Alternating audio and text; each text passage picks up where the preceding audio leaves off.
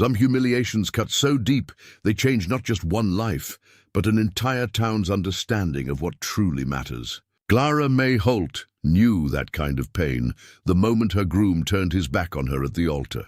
Tommy Greer looked at her in front of everyone and said he couldn't go through with it.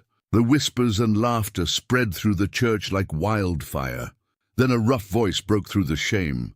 Silas Boone, a quiet mountain man who kept to himself in the high country, stepped forward with words nobody expected. If he won't have her, I will. The church went silent. What started as the worst day of Clara's life became something far different, a story that would challenge everything Redemption Creek believed about love and worth. Could dignity be found in the last place anyone thought to look? Before we jump back in, tell us where you're tuning in from. And if this story touches you, make sure you're subscribed, because tomorrow I've saved something extra special for you. 6 months before that terrible day at the altar, Clara May Holt had stood in the same church for Sunday service, watching the young couples file in with their children. She'd smoothed down the fabric of her best dress, the blue one that her mother had made before the fever took her, and tried not to notice the way people's eyes slid past her, as if looking directly at her might be unkind. Redemption Creek was the kind of town where everyone knew everyone else's business, and Clara's business had been the subject of parlor conversation for as long as she could remember. Such a sweet girl, the women would say, their voices dropping to that particular tone reserved for discussing misfortunes. It's a shame about her size. Her mother was the same way, God rest her soul.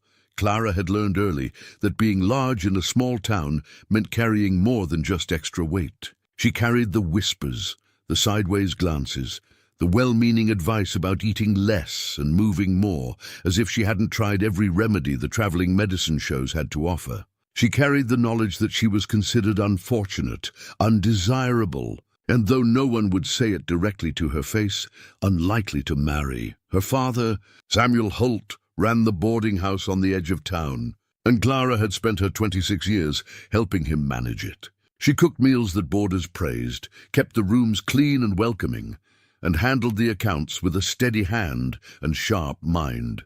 The boarding house had a reputation for being the most comfortable place to stay in Redemption Creek, and that reputation rested largely on Clara's shoulders.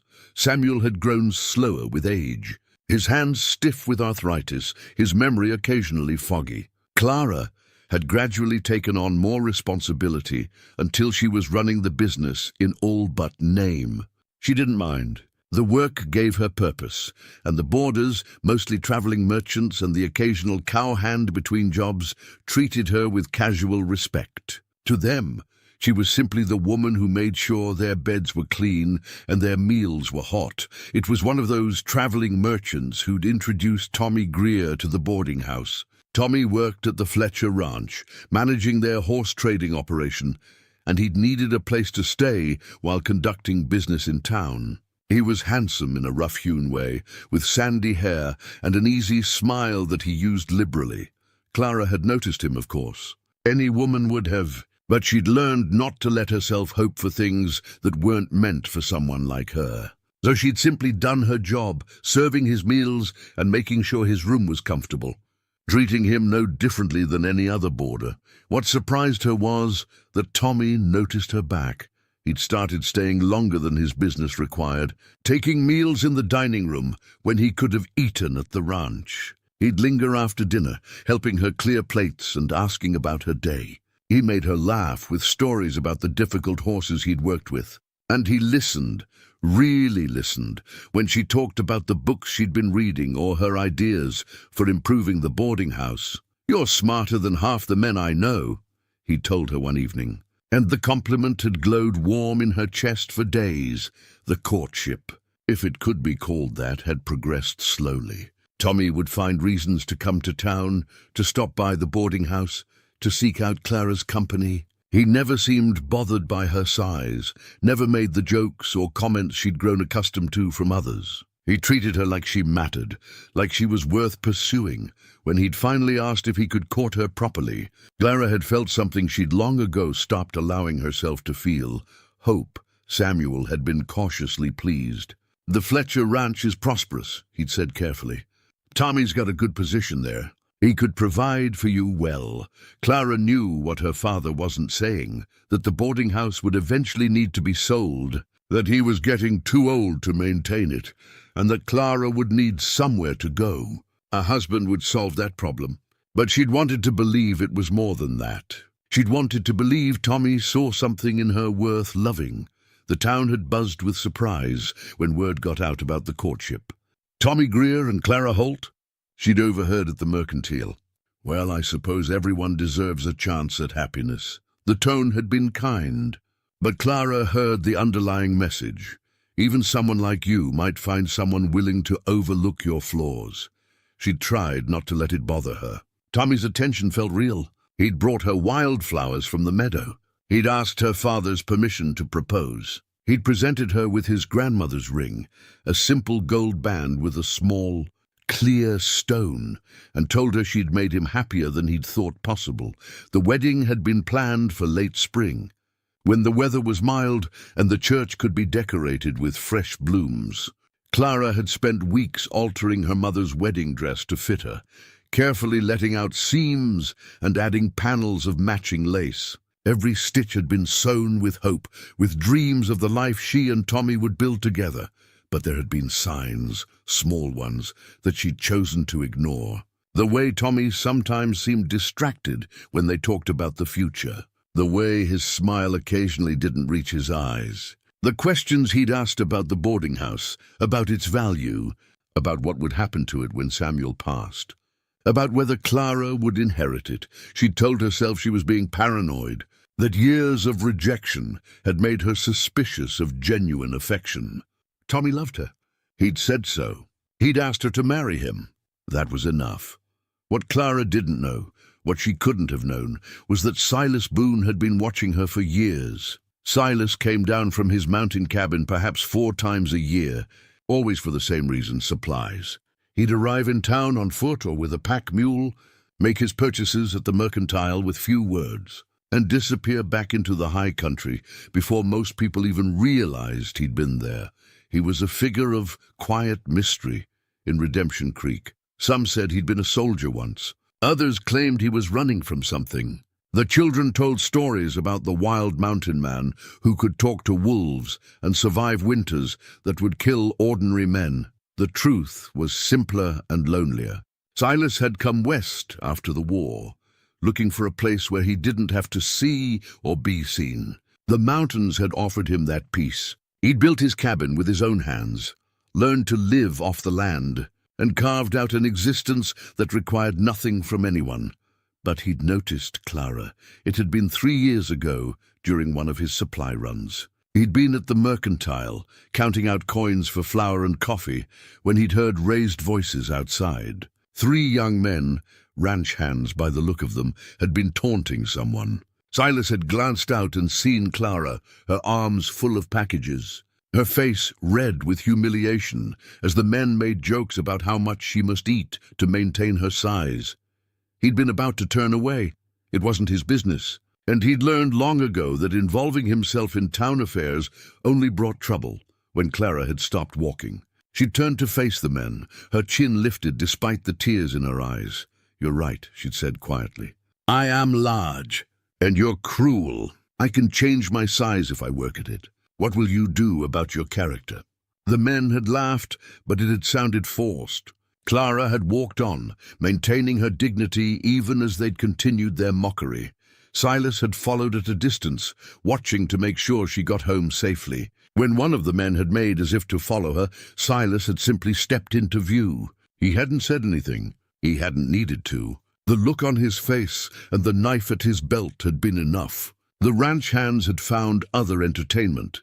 Clara had never known about that intervention. But Silas had remembered her words, her dignity in the face of cruelty.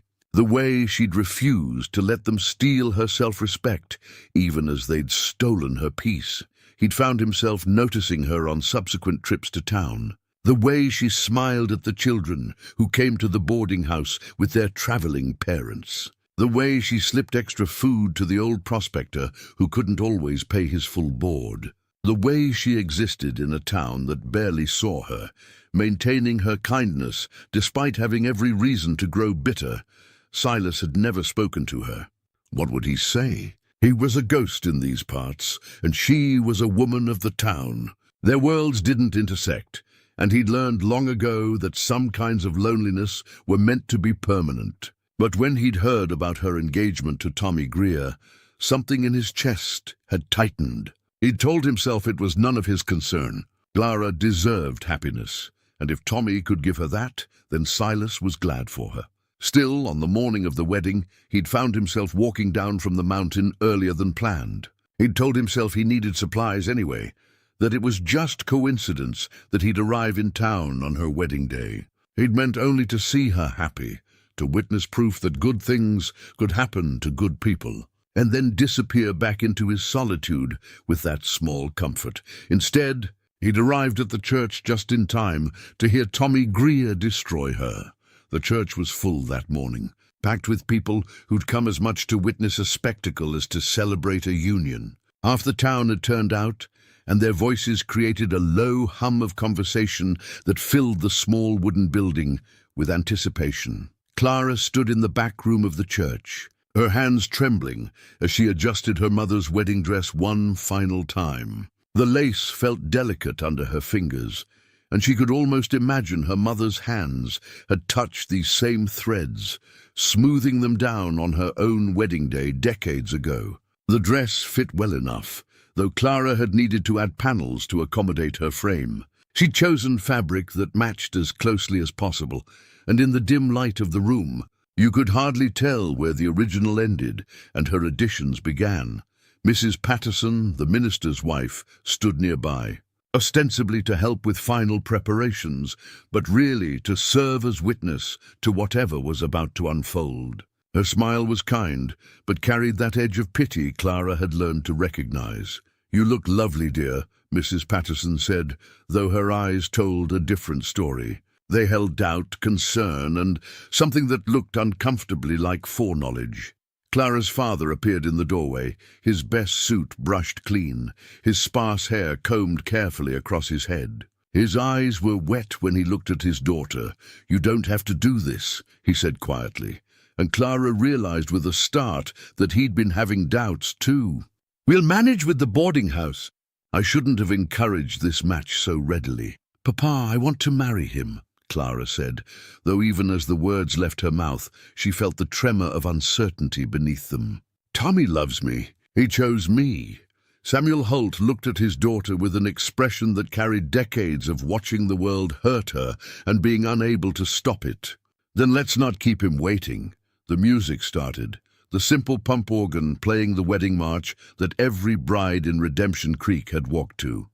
Clara took her father's arm and stepped into the main church, moving down the aisle between rows of familiar faces. She could feel their eyes on her. Some looked genuinely happy for her. Others wore expressions of curiosity, waiting to see how this unlikely ceremony would unfold. A few younger women whispered behind their hands, their glances sharp with something Clara couldn't quite name. Perhaps relief that they weren't in her position. Perhaps judgment that she dared to try, but Clara kept her eyes forward, focused on Tommy standing at the altar beside Reverend Matthews.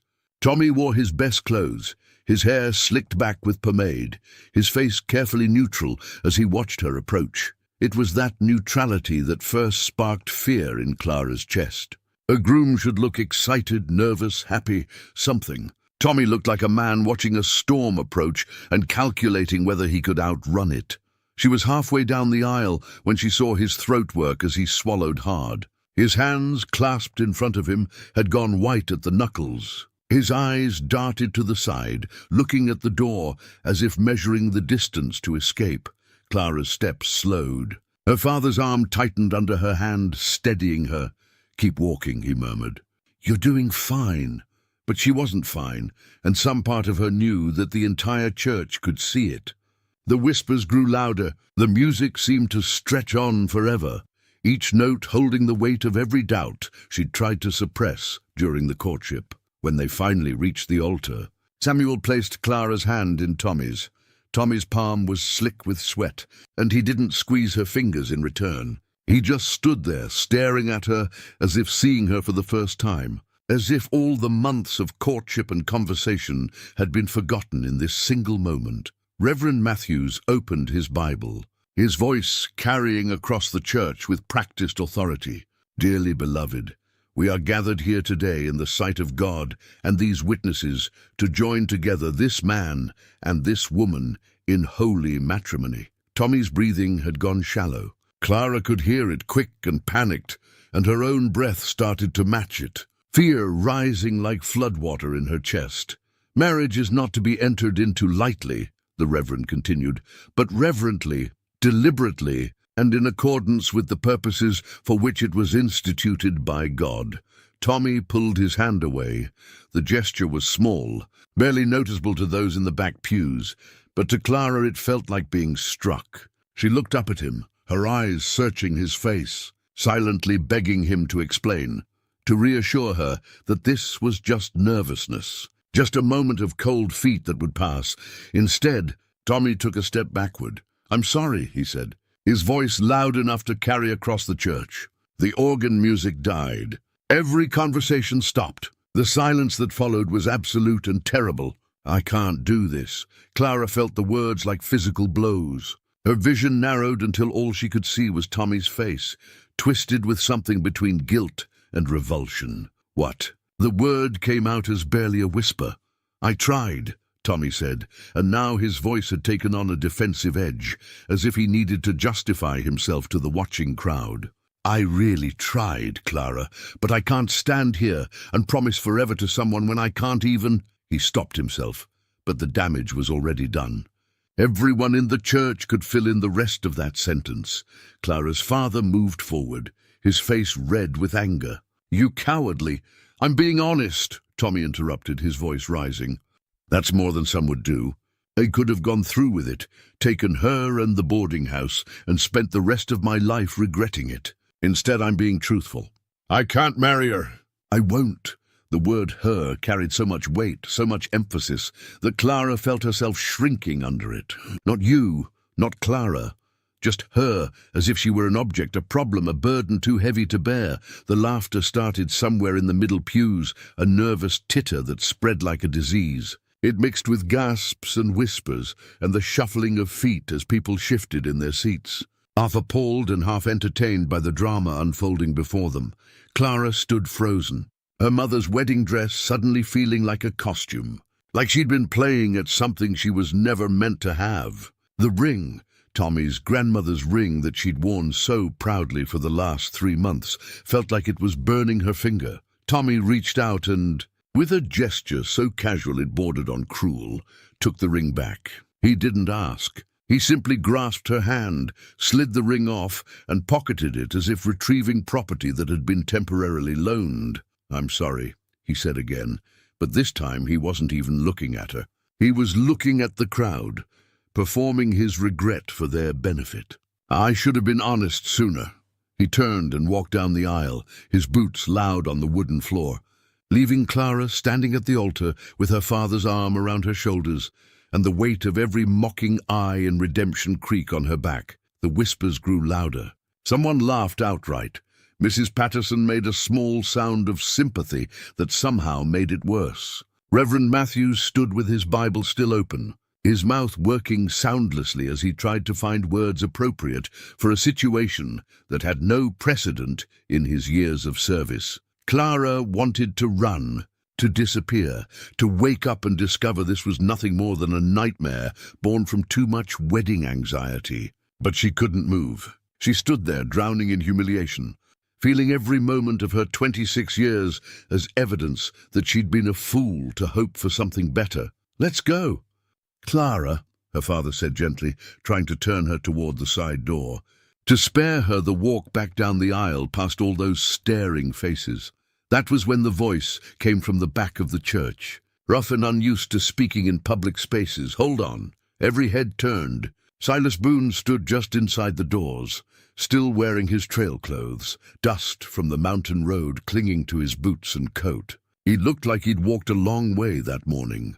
his face weathered and tanned from years of sun and wind, his dark hair long enough to brush his collar. He was not a small man. His time in the mountains had given him a lean, hard strength that was evident even beneath his worn clothes. His eyes, dark and steady, fixed on Clara with an intensity that made her breath catch.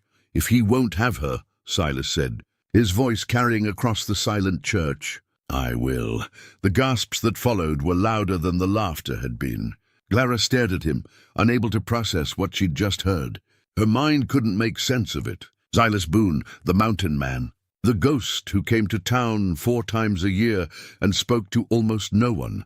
He was walking down the aisle now, moving with a purpose that seemed to quiet even the whispers. When he reached the altar, he stopped and looked directly at Clara. "I mean it," he said, quieter now, meant just for her. "If you'll have me instead." Clara's voice had abandoned her. She could only stare at this stranger who wasn't quite a stranger. This man she'd seen but never really known, who was offering her something she couldn't quite understand. "You don't know her," Samuel said, his voice protective but uncertain. "I know enough," Silas replied, still looking at Clara. "I know she's kind. I know she's brave. I know she deserves better than being shamed in front of the whole town." Reverend Matthews found his voice. "This is highly irregular. Marriage is a sacred covenant, not to be entered into as some sort of rescue." "Then ask her," Silas said. "Let her choose." Every eye in the church fixed on Clara, the moment stretched out, heavy with expectation and disbelief. In the silence, Clara could hear her own heartbeat, could feel the weight of her mother's dress, could sense the crossroads that had appeared in front of her with no warning. She could say no. She could flee the church and try to rebuild some shred of dignity from the ruins of this day. She could return to the boarding house and face the endless sympathy and whispered conversations that would follow her for years. Or she could say yes to a man she didn't know, who lived alone in the mountains, who was offering her something that made no logical sense, but felt, in this moment of complete devastation, like the only choice that wouldn't destroy her entirely. Clara looked at Silas Boone, really looked at him, and saw something in his eyes that Tommy's had never held. She saw steadiness. She saw certainty. She saw a man who had made up his mind and wouldn't be swayed by mockery or judgment. She nodded. It was a small gesture, barely perceptible, but Silas saw it. Reverend Matthews, after a long moment of internal debate and a glance at Mrs. Patterson, who gave him an almost imperceptible shrug, cleared his throat. "Very well," he said, his voice carrying resignation and something that might have been respect. "If this is truly what you both want, then let us proceed." The ceremony that followed was brief and surreal. Silas had no ring to offer, but he took Clara's hand in his palm rough with calluses but warm and steady, and spoke his vows in that same quiet, certain voice. Clara repeated her own vows in a whisper, still half convinced she was dreaming. When Reverend Matthews pronounced them man and wife, the church remained silent. No one clapped. No one offered congratulations. They simply sat and watched as Silas Boone, mountain man and stranger, took Clara May Holt by the hand and led her back down the aisle, past the staring faces, and out into the morning sunlight. A wagon waited outside, loaded with supplies. Silas helped Clara up onto the seat with surprising gentleness, then climbed up beside her. He took up the reins and, without a word to anyone, started the horses moving up the mountain road. Clara looked back once, seeing her father standing on the church steps, his face a mixture of shock and concern. She raised her hand in a small wave, and he returned it, his expression softening with something that looked like understanding. Then Redemption Creek disappeared behind them, and Clara found herself heading into the mountains with a husband she'd married in the space of 10 extraordinary minutes, leaving behind everything she'd known for something she couldn't begin to imagine. The letter arrived on a cool morning in early autumn, brought by a trapper passing through, who sometimes carried mail between the mountain settlements and the valley towns. Silas brought it in from where the man had left it, his expression troubled. "It's from your father," he said, handing the envelope to Clara. She recognized the handwriting immediately, her father's careful script, though shakier than she remembered. Her hands trembled as she opened it. The letter was short, just a few lines on a single page. "Clara, I cannot in good conscience maintain contact with a daughter who brought such shame upon our family. Your impulsive marriage to that mountain man, mere minutes after being rightfully rejected, showed a complete lack of moral judgment. I must ask you not to return to the boarding house or attempt further communication. You made your choice. Live with it." The words hit Clara like physical blows. She read them twice, 3 times, hoping she'd misunderstood, but the meaning remained brutally clear. Her father had disowned her, not for marrying Silas exactly, but for the manner of it, for the public spectacle, for choosing dignity over propriety. She stood frozen, the letter dangling from her hand, tears streaming down her face before she even realized she was crying. Silas was beside her immediately, reading over her shoulder, his jaw tightening with anger. "He has no right," Silas said, his voice low and fierce. "No right to blame you for surviving what another man did to you." But Clara couldn't speak.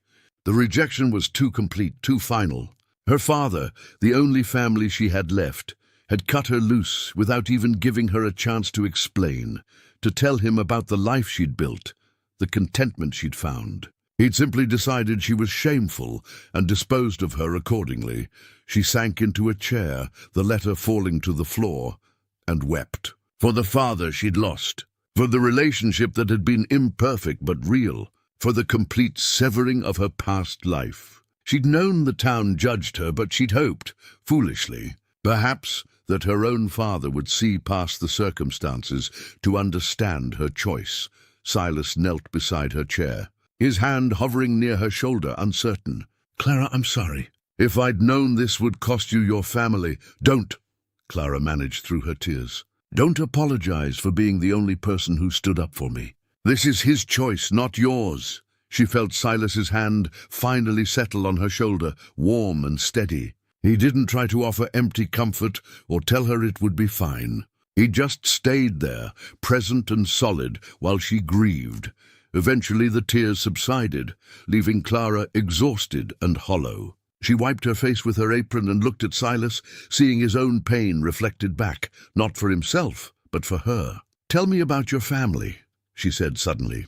"Please, I need to know I'm not the only one who's lost people." Silas settled into the chair across from her, his expression distant with memory.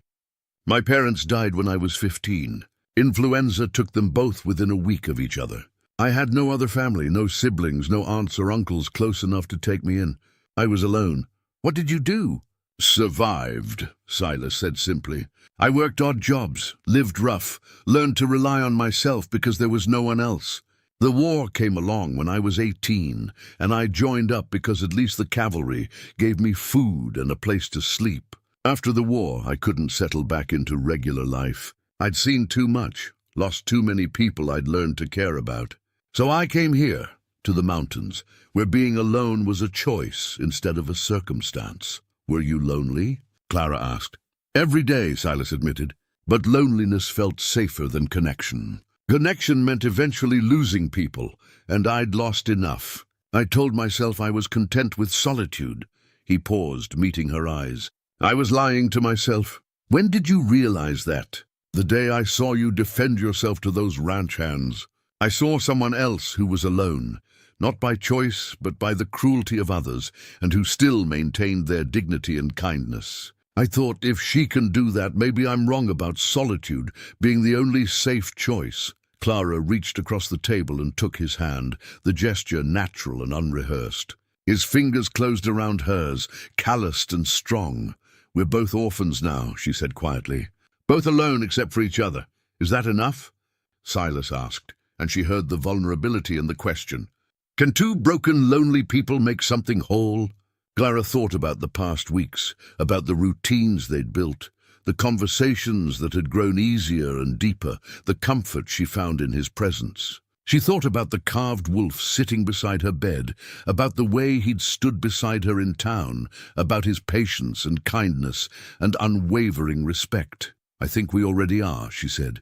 "Making something whole, I mean. It's not perfect or easy, but it's real. And it's ours." Silas brought her hand to his lips and kissed her knuckles, a gesture so tender it made fresh tears spring to Clara's eyes.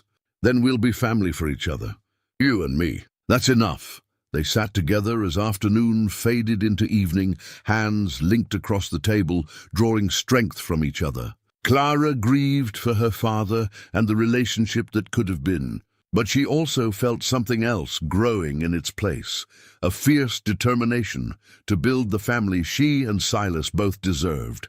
When the light grew too dim to see clearly, Silas rose and lit lamps, then set about making dinner since Clara was too drained to manage it. She watched him move around the cabin, this man who'd been a stranger 2 months ago and who now felt essential to her existence. "Silas," she said, and he turned to look at her. "I'm glad I married you. Whatever my father thinks, whatever the town thinks, I don't regret choosing you." His expression softened, and she saw emotion flicker across his usually stoic face. "I'm glad too, more glad than I know how to say." That night a storm moved through the mountains, wind howling around the cabin and rain drumming on the roof.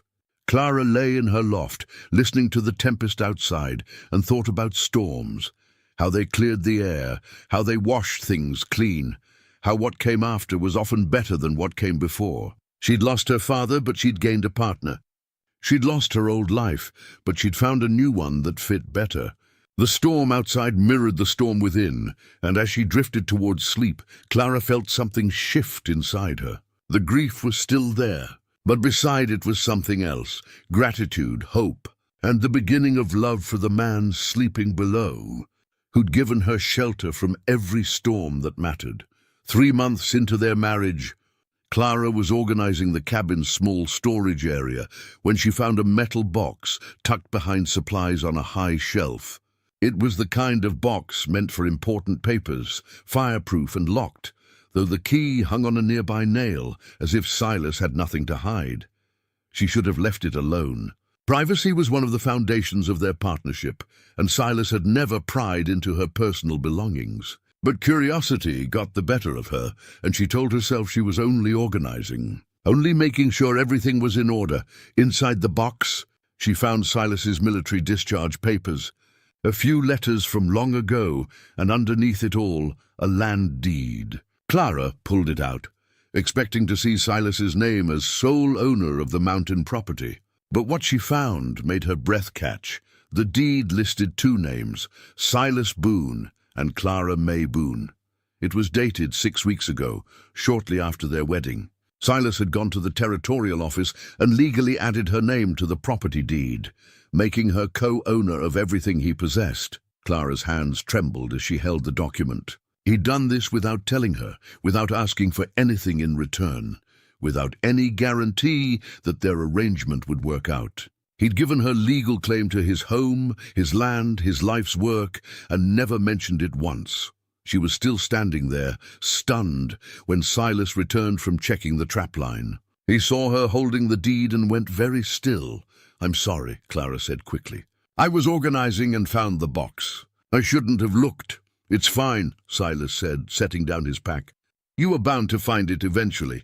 I should have told you. Why didn't you?" He moved to the table and sat down, gesturing for her to join him. Clara brought the deed with her, placing it between them like evidence in a trial. "Because I didn't want you to feel obligated," Silas said finally. "I didn't want you to think I was trying to buy your affection or trap you here with legal ties. I just wanted you to have security. To know that if something happened to me, or if you decided you couldn't stand living here anymore, you'd have something, options, a future." "When did you do this?" Clara asked. 2 weeks after we married. I took the wagon to the territorial office in Silver Creek, told them I wanted my wife's name on the deed. But you barely knew me. What if I'd been horrible? What if I'd taken everything and left?" Silas smiled slightly. "Then I'd have been a fool. But I didn't think you would. I'd watched you for 3 years, Clara.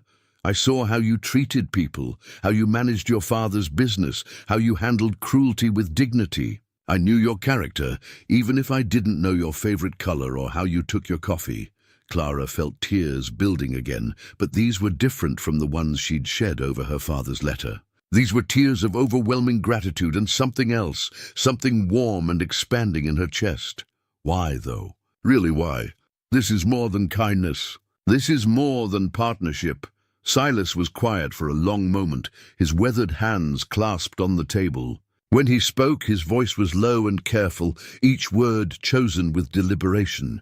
Do you remember that day at the Mercantile, when those ranch hands were giving you trouble? You mentioned it before. When we first talked on the wagon, what I didn't tell you was what happened after. You walked away, and one of those men made to follow you. I stepped into view, made sure he saw me, and he decided to find other entertainment. Silas looked up, meeting her eyes. I followed you all the way back to the boarding house that day, making sure you got home safe. You never knew I was there, Clara's breath caught. You protected me. Even then, I couldn't stop thinking about what you'd said to them. About character, about how some things can be changed and others can't. You were right and you were brave and you were alone. I was alone too, but by choice. You were alone because people couldn't see past their own shallow judgments. He reached across the table, his hand stopping just short of hers, waiting. Clara closed the distance, placing her hand in his. I went back to my cabin that day and thought about you for weeks. Every time I came to town after that, I'd see you at the boarding house or the church. Always kind, always graceful, always being more than people gave you credit for. And I'd think, that's a woman who deserves better than what this town offers. So you came to my wedding, Clara said, understanding dawning. You came hoping to see me happy. I did. I told myself, if you were happy with Tommy Greer, if he could give you the life you deserved, then I'd be content knowing at least one good person in this world got something good. Silas's jaw tightened. When he rejected you, when I saw him humiliate you in front of everyone, something in me just broke. I couldn't let that be the end of your story. I couldn't let him take your dignity, so you offered to marry me. I'd been half in love with you for 3 years, Clara. I just didn't have the courage to do anything about it until that moment. And even then, I told myself it was just about helping you, about giving you an escape. But the truth is, I was hoping that maybe, given time, you might come to care for me too. That maybe we could build something real. Clara's vision blurred with tears. She thought Silas married her out of pity or kindness, out of some noble impulse to rescue her. She hadn't imagined that he'd been watching her, caring about her for years before he ever spoke to her. That's why you added my name to the deed, she whispered. Not just for security. Because you meant it when you said partnership. Because you loved me before we ever stood at that altar together. Yes, Silas said simply. I loved you then and I love you now. I don't expect you to feel the same. I know this arrangement is practical for you, and that's fine. But I wanted you to know the truth. You deserve truth. Clara stood, and Silas's expression flickered with worry, as if he thought he'd said too much, pushed too hard. Instead, she walked around the table and stood beside him. He looked up at her, uncertainty clear in his dark eyes. Stand up, she said softly. He did, and Clara reached up to cup his weathered face in her hands. She'd touched him before. Casual contacts, helping with chores, passing tools, but never like this. Never with intention and tenderness. I was so focused on surviving, she said, on getting through each day without falling apart, that I didn't let myself feel what was growing between us. I told myself this was practical, temporary, just an arrangement that worked for both of us. But it's not, is it? It hasn't been for a while now. Clara, Silas started, but she shook her head. Let me finish. You've been honest with me. Let me be honest with you. She took a breath, steadying herself. I don't know exactly when it happened. Maybe it was the first night here, when you promised to give me space and time. Maybe it was watching you teach me to shoot, patient with every mistake. Maybe it was the carved wolf, or standing beside me in town, or the way you make coffee in the morning because you know I'm slow to wake. But somewhere along the way, I stopped thinking of this as an arrangement and started thinking of it as a marriage. A real one, with the man I've come to love. Silas's hands came up to cover hers, his eyes searching her face. You mean that? I've never meant anything more. You loved me when I couldn't love myself. You saw worth in me when the whole world said I had none. You gave me not just shelter but dignity. How could I not love you for that? How could I not love the man who's been nothing but good and kind and patient? I never wanted you to feel obligated. This isn't obligation, Clara interrupted. This is choice, my choice. The same choice you made 3 months ago in that church, only now I'm making it with full knowledge and a whole heart. I choose you, Silas Boone. I choose this marriage. I choose us. He kissed her then, or maybe she kissed him. It didn't matter who moved first. What mattered was the warmth of it, the rightness, the sense of something that had been building finally reaching its natural conclusion. When they broke apart, both were breathing hard, and Clara saw her own emotions reflected in Silas's face. Joy, relief, love. I want to be your wife, Clara said clearly. In every way, not just in name. I want to share your bed, your life, your future, all of it. If you still want that. Clara, I've wanted that since the day I married you, Silas said, his voice rough with emotion. I just didn't want to rush you or make you feel pressured. I'm not rushed. I'm not pressured. I'm ready. I've been ready for weeks now, I think. I just didn't let myself admit it until now. That night, Clara didn't climb to the loft. She stayed with Silas in the bed he'd given up for her, and what passed between them was tender and true, a consummation not just of bodies, but of hearts that had found each other against all odds. In the morning, Clara woke wrapped in Silas's arms, sunlight streaming through the cabin windows, and felt a completeness she'd never experienced before. This was what marriage was supposed to be, not obligation or appearance, but genuine partnership built on respect, trust, and love. Good morning, wife, Silas murmured against her hair. Good morning, husband, Clara replied, and felt the truth of those words settle deep in her bones. They'd started as strangers, bound by necessity and kindness. They'd become partners learning to navigate life together. And now, finally, they were what they'd promised to be that day in church, husband and wife in truth, bound by love that had grown slowly and carefully in the shelter of the mountains, away from the judgment and cruelty of the world below. The deed still lay on the table where Clara had left it, legal proof of what her heart already knew. Silas had given her everything he had to give, not because he had to, but because he wanted to, because he loved her.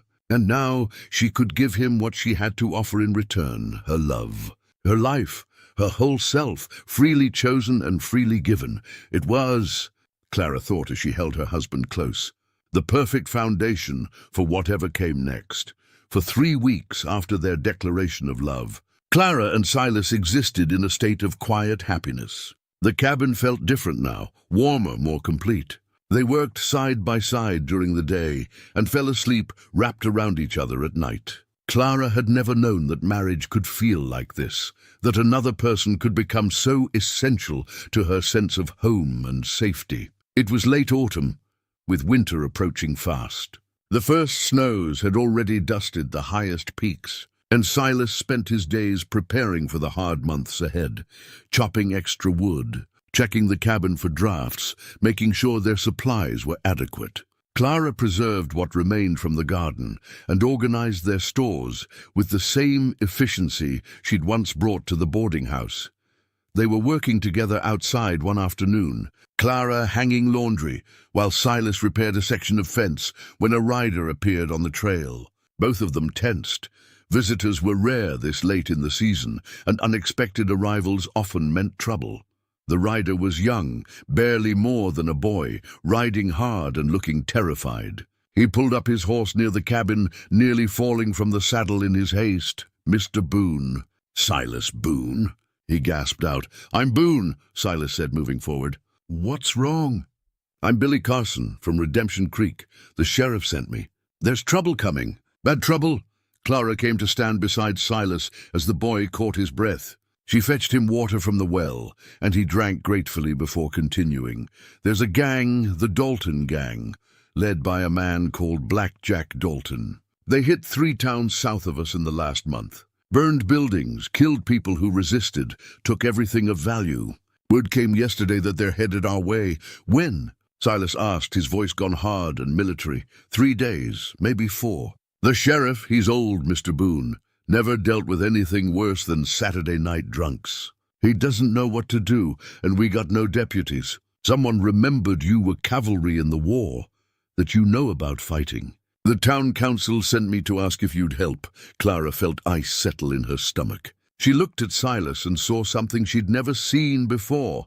Not the gentle man who carved wood and made her coffee, but the soldier he'd been, calculating and assessing. How many in the gang? Silas asked. Reports say 15 to 20 men, all armed and mean.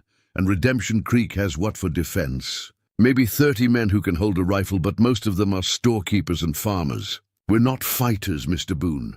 We're going to get massacred unless someone helps us.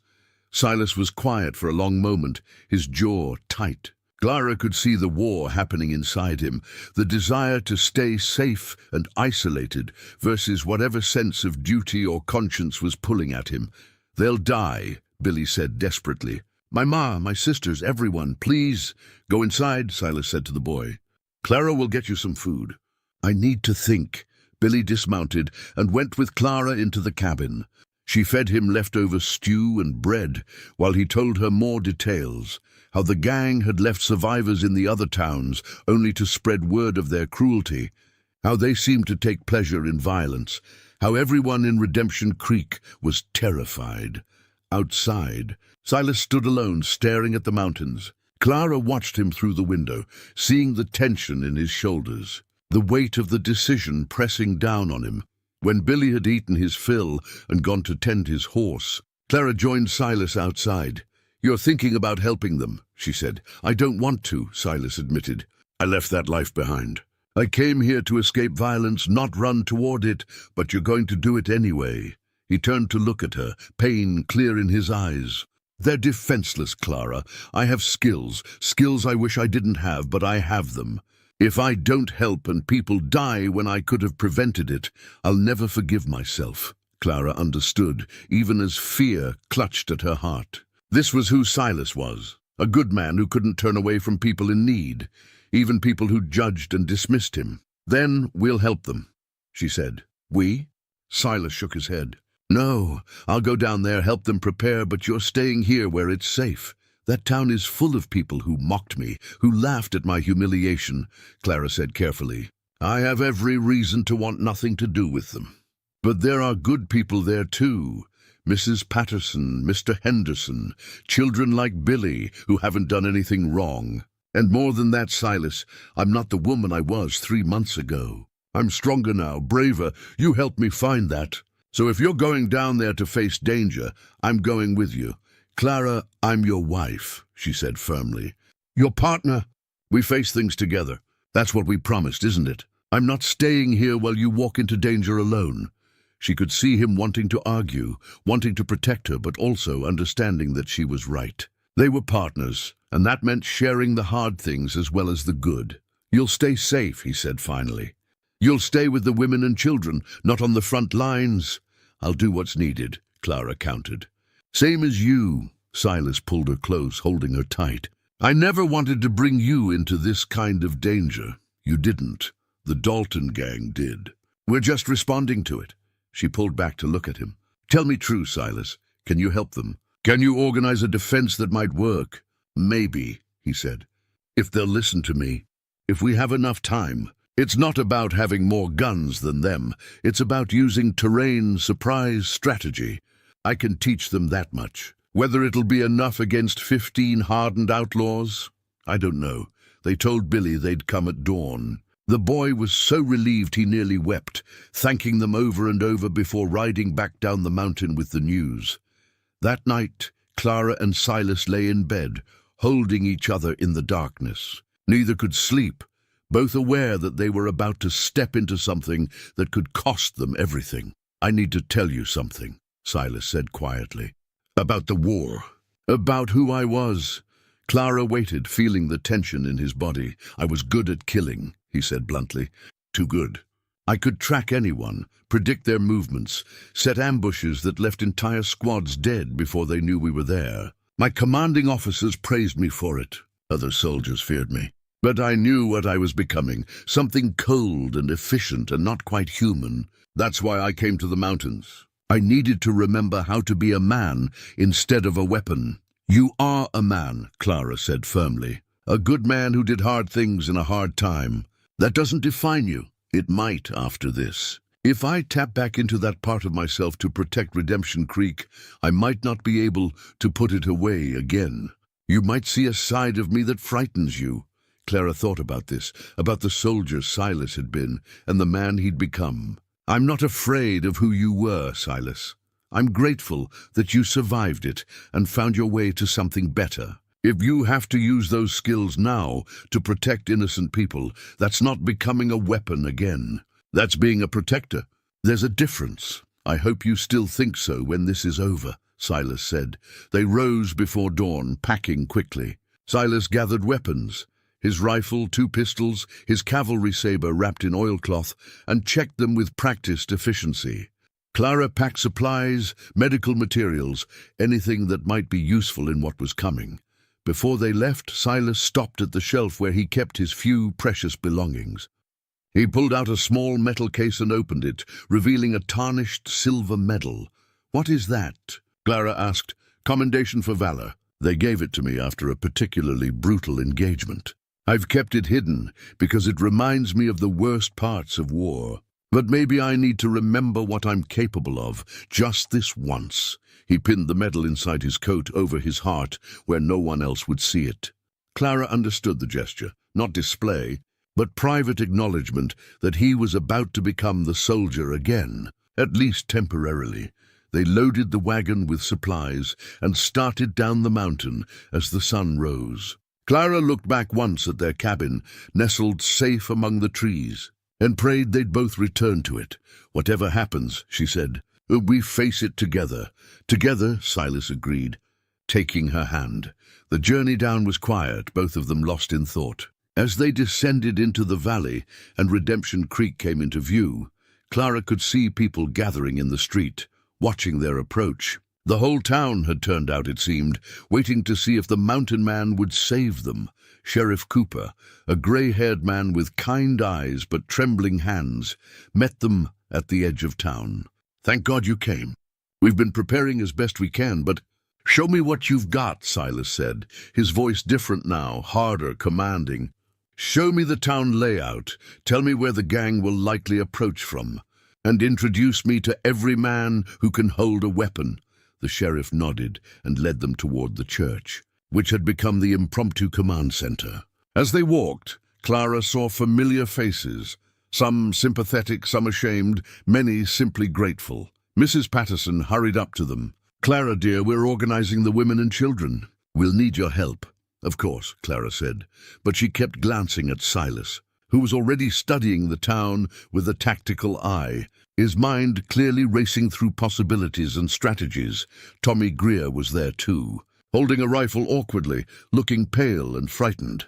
When he saw Clara and Silas, something like shame crossed his face, but he nodded respectfully.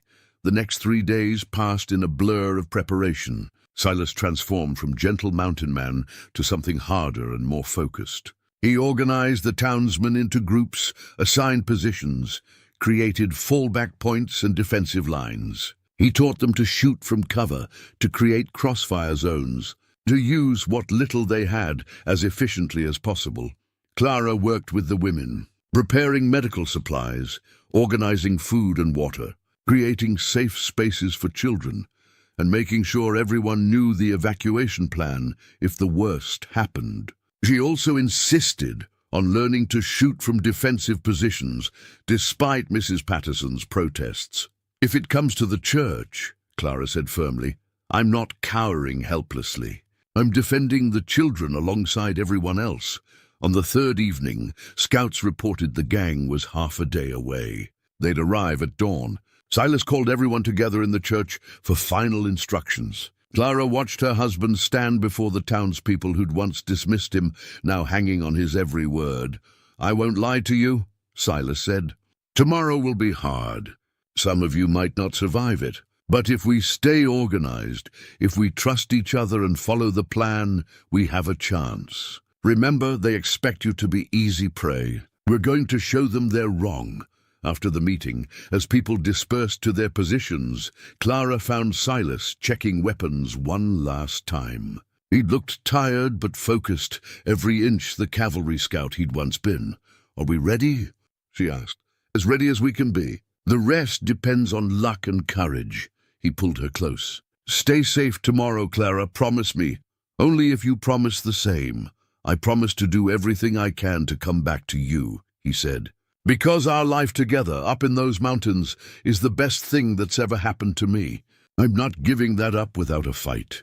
They held each other as night fell over Redemption Creek, knowing that dawn would bring violence and uncertainty, but facing it together as they'd promised, as partners, as husband and wife, as two people who'd found love in the unlikeliest of circumstances and refused to let it go. Dawn broke cold and clear over Redemption Creek. Clara stood at a second-floor window of the church, rifle in hand, watching the eastern road where the gang would approach.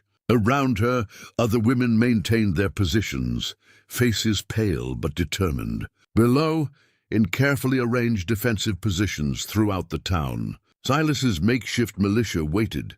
The silence was oppressive, broken only by the nervous shifting of feet and the occasional whispered prayer. Clara's mother's locket hung around her neck, the familiar weight a comfort against her skin. She'd worn it on her wedding day to Tommy, worn it on her actual wedding day to Silas, and she wore it now, hoping it would bring her luck one more time. The Dalton gang appeared just after sunrise, riding in loose formation, 15 men as reported. Even from a distance, Clara could see the confidence in their bearing. They'd done this before, raided helpless towns and faced no real resistance. They expected today to be the same. Blackjack Dalton rode at the front, a big man with a dark beard and guns on both hips. His men spread out as they entered town, looking for targets, for victims, for entertainment. They didn't know that behind every window, every corner, every carefully arranged barrier, armed men waited with fingers on triggers. Silas had been clear about the plan. Let them get into town, let them think they'd found another easy target. Then hit them from all sides at once, break their formation, make them panic. It was guerrilla tactics, the kind Silas had used in the war, and it required perfect timing and nerve. Clara watched as the gang reached the center of town, near the dry goods store. Dalton raised his hand, signaling his men to spread out and start their work. That was the moment Silas had chosen, when they were grouped but starting to separate. When they were focused on their intended victims rather than their own defense. The first shot came from the feed store, dropped one of the gang members from his horse.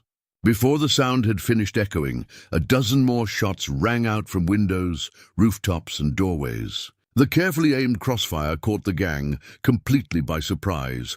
Men fell from their horses. Shouts of alarm turned to screams of pain. The gang's confidence shattered in seconds as they realized they'd ridden into a trap. Horses reared and panicked, throwing riders. The gang members who stayed mounted tried to return fire, but they couldn't see where the shots were coming from. Blackjack Dalton roared orders, trying to rally his men, but Silas's plan was working perfectly. The gang was trapped in a killing zone, with no clear enemy to fight, no target to charge. They were being picked apart by an invisible enemy, and their training failed them. Clara saw Silas moving between positions on the ground level, directing fire, adjusting the defense. He moved with absolute confidence, every gesture precise, and the townsmen followed his orders without hesitation. This was what he'd been in the war, a leader who inspired trust even in chaos. 3 gang members broke away, trying to escape back down the East Road. Silas had predicted this too. More shots rang out from positions at the edge of town, and 2 of the 3 fell. The last made it out of range, fleeing at full gallop. "Hold your positions." Silas's voice cut through the gunfire. "Don't pursue. Maintain the defensive lines." The gang was breaking now, completely routed. Those still on horseback wheeled and tried to find escape routes, only to meet more fire from unexpected angles. The few who dismounted and tried to take cover found themselves isolated and surrounded. Blackjack Dalton, seeing his operation collapsing, made a desperate charge toward the church. Perhaps he thought taking hostages would give him leverage. Perhaps he was simply enraged beyond reason. He rode hard, pistols firing wildly, his face twisted with fury. Silas stepped into the street, rifle raised. The shot was clean and final. Dalton fell from his horse, dead before he hit the ground. The remaining gang members, seeing their leader killed, lost whatever fight they had left. Some threw down their weapons. Others simply ran, spurring their horses out of town in any direction that seemed safe. In less than 10 minutes it was over. The Dalton gang, feared across 3 territories, had been shattered by a mountain man and a town of storekeepers and farmers who'd finally found their courage. Clara's hands were shaking so hard she had to set her rifle down. She hadn't fired a shot. The gang had never made it close enough to the church to require her to, but the tension and fear of those minutes had left her exhausted. Mrs. Patterson touched her shoulder. "It's over, we won. Because of you and your husband, we won." Clara looked down into the street, where Silas was organizing men to secure the captured gang members and tend to the wounded. Even in victory, he was calm and methodical, making sure nothing was overlooked. But she could see the cost in the set of his shoulders, the grim expression on his face. He'd done what needed doing, but it had required him to become the weapon again. And she knew he'd carry that weight. Clara descended from the church to find the street transformed into a scene of controlled chaos. Townsmen were securing prisoners, checking fallen gang members, and tending to the few defenders who'd been wounded in the brief but intense fight. Miraculously, no one from Redemption Creek had been killed, though several men nursed minor wounds. She found Silas near the dry goods store, kneeling beside a young man, one of the gang members who'd been shot but survived. The outlaw couldn't have been more than 20, and he was crying, begging Silas not to kill him. "You'll live," Silas said, his voice flat and professional. "But you need medical attention. Clara, can you help him?" It struck Clara then, the depth of Silas's character. He'd just fought a battle against these men, seen them try to destroy his adopted town, and yet he showed mercy to the wounded. He could have left them to bleed, and few would have blamed him. Instead, he was ensuring they received care.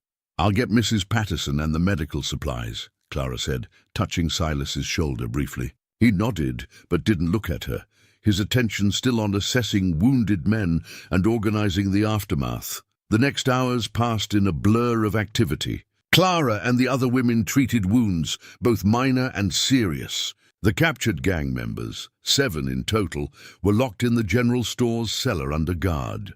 The dead, including Blackjack Dalton, were laid out in the livery stable pending burial or whatever the law required. Sheriff Cooper, who'd followed Silas's orders throughout the fight, now stood in the street, looking simultaneously relieved and overwhelmed. "I need to send for the territorial marshal. This is beyond my authority. But Silas, I have to say, you saved this town. We'd all be dead or worse without you." "Not just me," Silas said. "Every man who held his position, who trusted the plan even when they were afraid. They saved themselves." It was typical of Silas to deflect credit, but the townspeople knew the truth. Word spread quickly of how the mountain man had organized the defense, how his tactics had turned certain massacre into decisive victory. People sought him out to thank him, to shake his hand, to apologize for how they'd treated him before. Silas accepted it all with quiet dignity, but Clara could see the toll it was taking on him. He'd had to access the part of himself he'd tried to bury, and now that the danger had passed, the weight of what he'd done, even in defense of innocence, was settling on his shoulders. Tommy Greer approached them in the late afternoon, his rifle still in hand, his face showing the shock of someone who'd seen violence for the first time. "Mr. Boone, I wanted to say thank you, and I'm sorry, for everything." Silas studied him for a moment. "You held your position today. You did your part. That's what matters now." Tommy nodded, then turned to Clara. "I was a fool. I see that now. You deserve everything you've found with him. I hope you're happy." "I am," Clara said simply. "I hope you find happiness too, Tommy. Real happiness, not based on what others think." He walked away, and Clara felt the last thread of her old life finally snap. She'd faced the town that had mocked her, defended it alongside her husband, and earned respect through courage rather than appearance. That chapter was closed. As evening approached, the townspeople gathered in the church for a meeting. Reverend Matthews stood at the front, but it was clear everyone was looking to Silas. "We owe you a debt we can never repay," the Reverend said. "If there's anything we can do, anything at all, you need only ask." Silas stood, uncomfortable with the attention but knowing he needed to speak. "I don't want payment, but I do want something. I want you to remember what you learned today. You're not helpless. You're not victims. When you stood together and trusted each other, you were strong enough to face anything. Don't forget that." He paused, then continued, his voice softer. "And I want you to remember my wife. She chose to come down here with me to help you, even though many of you mocked her. She organized the women, prepared supplies, and stood ready to defend the children if it came to that. She has more courage than most men I've known. Remember that the next time you're tempted to judge someone by how they look rather than who they are." The church was silent. Clara felt tears prick her eyes as Silas continued. "We'll be returning to our mountain tomorrow. Our life is there, not here. But if you ever face trouble again, send word. We're part of this community whether we live in town or not." As the meeting ended and people filed out, many stopped to speak with Clara, not with pity or condescension, but with genuine respect and gratitude. Mrs. Patterson embraced her. Mr. Henderson pressed a package of supplies into her hands as thanks. Even people who'd once laughed at her humiliation now apologized and wished her well. That night, Clara and Silas stayed in one of the boarding house rooms, her father's old place, now run by a widow who'd taken it over. As they prepared for bed, Clara finally saw Silas let down his guard. He sat on the edge of the bed, his head in his hands, and she saw him shaking. She knelt before him, taking his hands in hers. "Silas, what is it?" "I killed men today," he said, his voice barely above a whisper. "I know it was necessary. I know they would have killed innocents if I hadn't stopped them. But I still took lives, and I can't pretend that doesn't matter." "It matters that it bothers you," Clara said firmly. "That's what makes you different from them. You didn't kill for pleasure or profit. You protected the innocent. There's no sin in that. I thought I'd left that man behind," Silas said. "The soldier, the killer. But he was still there, just waiting." "No," Clara insisted. "The soldier was there, yes, but not the killer, the protector, the leader, the man who showed mercy even to his enemies. That's who you are, Silas. That's who you've always been." She pulled him close, holding him as he processed the day's events. As he struggled with the violence he'd committed and the lives he'd saved, they stayed that way for a long time, taking comfort from each other. Two people who'd found love in unexpected places and who now faced the aftermath of hard choices together. Tomorrow, they'd return to their mountain, to their cabin, and their quiet life. But tonight, they held each other in the darkness and reminded themselves that they'd come through the fire intact, that their love had survived not just humiliation and hardship, but violence and fear. If it could survive all that, Clara thought, it could survive anything.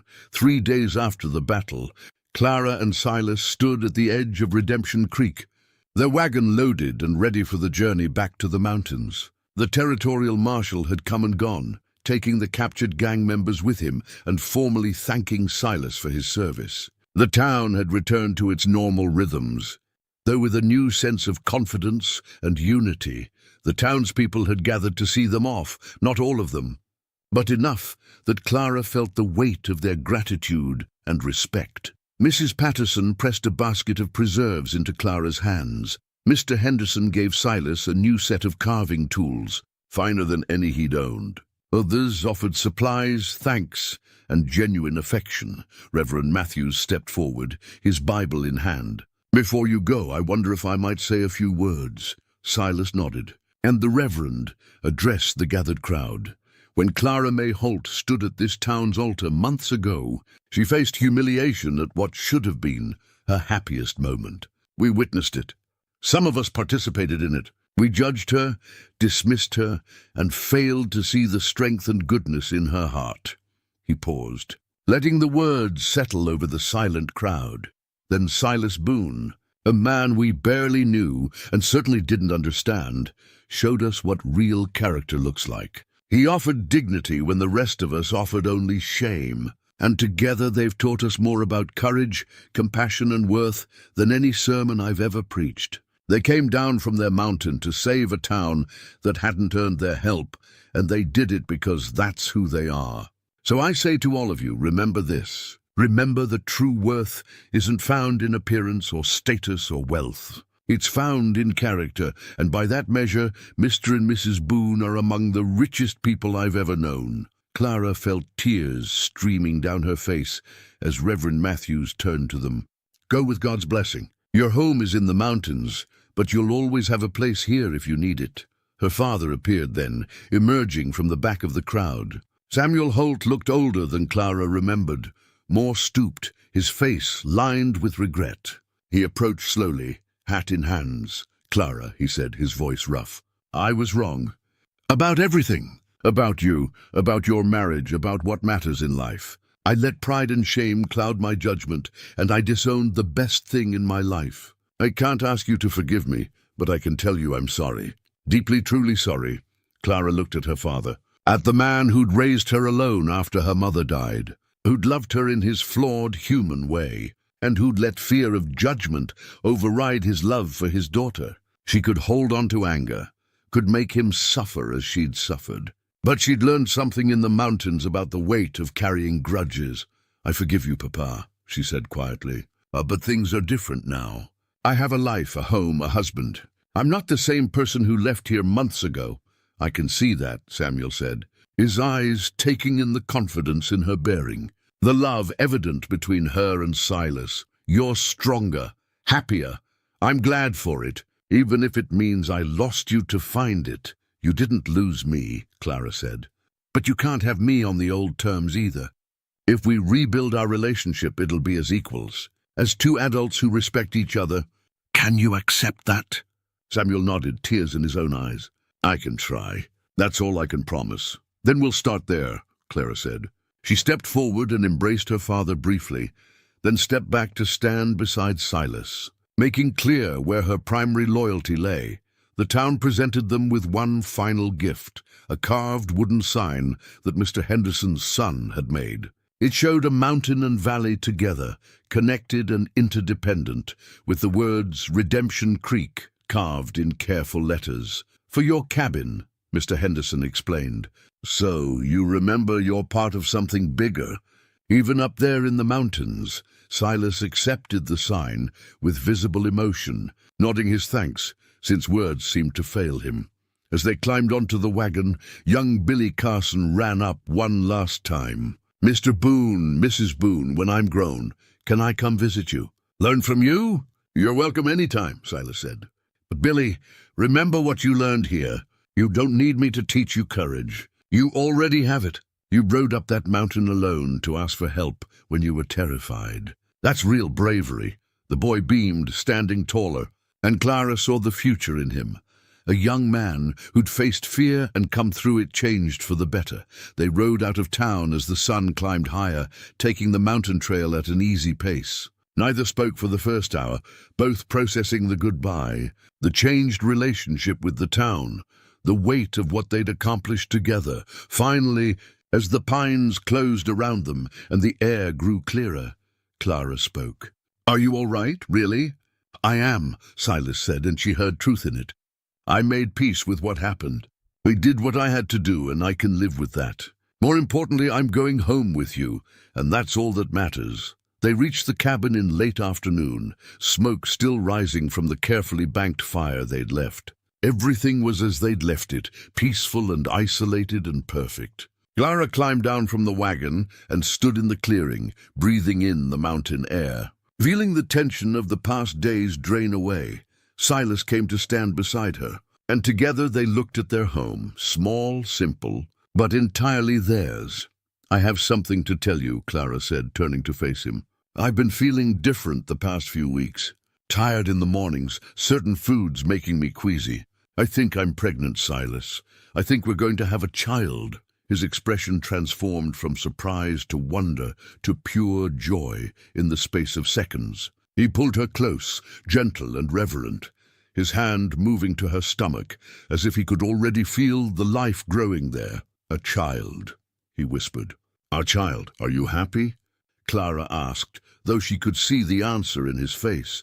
Happy doesn't begin to cover it. Grateful, amazed, terrified, all of it at once. They stood together as the sun set, painting the mountains in gold and crimson. Inside the cabin, the fire waited to be built up. The loft was still Clara's space, though she rarely used it now, preferring to sleep in Silas's arms. The carved wolf sat on its shelf, a reminder of love offered carefully and accepted fully. The land deed bearing both their names hung in a frame Silas had made, legal proof and emotional truth combined. "Tell me," Silas said, settling beside the fire later that evening. Clara wrapped in a blanket beside him. "Do you ever regret it? The way we started?